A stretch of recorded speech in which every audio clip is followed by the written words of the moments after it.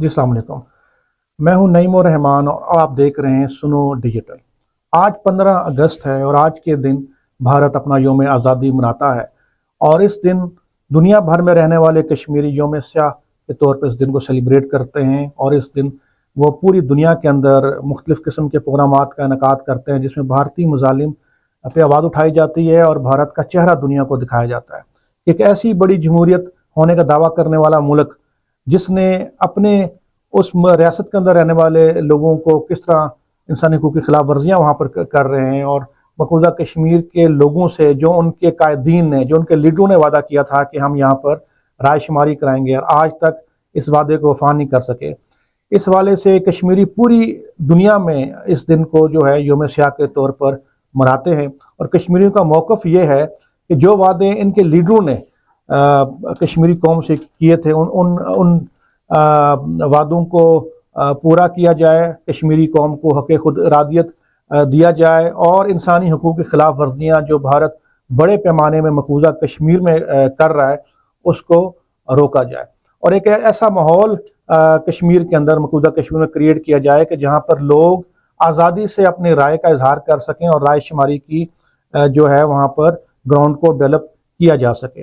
भारत 1947 से मसलसल आलमी बरादरी की तरफ से यूएनओ की रेजोल्यूशन की मुकम्मल तौर पर धज्जियाँ बखेर रहा है, और जो उनके सियासी कायदीन ने बार बार मुतअद्दिद बार जो कश्मीरी कौम से वादे किए थे, उन वादों को पूरा नहीं कर रहा।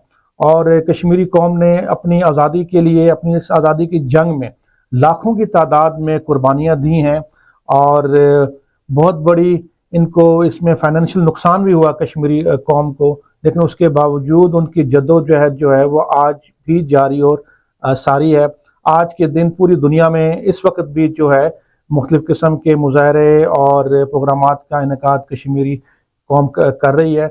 और कश्मीरी कौम का इसमें बड़ा वाज़ेह मौक़िफ़ है कि हम किसी कौम से, किसी मुल्क से नफ़रत नहीं करते। हमारा मौक़िफ़ तो ये है कि भाई जो वादे आप लोगों ने किए थे, जो आपके लीडरों ने किए थे, जिस तरह आप लोगों को आज़ादी से रहने का हक़ हासिल है, इसी तरह दीगर अक़वाम को भी आज़ादी से रहने का हक़ हासिल है। जिस तरह आपको इंसानी हकूक़ हासिल है, इसी तरह दीगर अक़वाम जो हैं उनको भी इंसानी हकूक़ हासिल है, उनके हकूक़ को सलब ना किया जाए। आज मकबूजा कश्मीर जो है दुनिया की सबसे बड़ी जेल है। आप किसी भी सूरत में हुकूमत के ख़िलाफ़ कोई बात नहीं कर सकते। आपको फौरी तौर पे उठा लिया जाता है।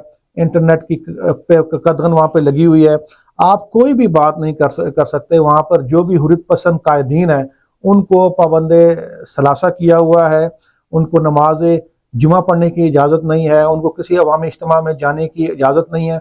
और भारत जो कहता है हम दुनिया की सबसे बड़ी जमहूरियत है, तो क्या ये जमहूरियत है कि आप किसी को जमहूरी हक़ ना दें?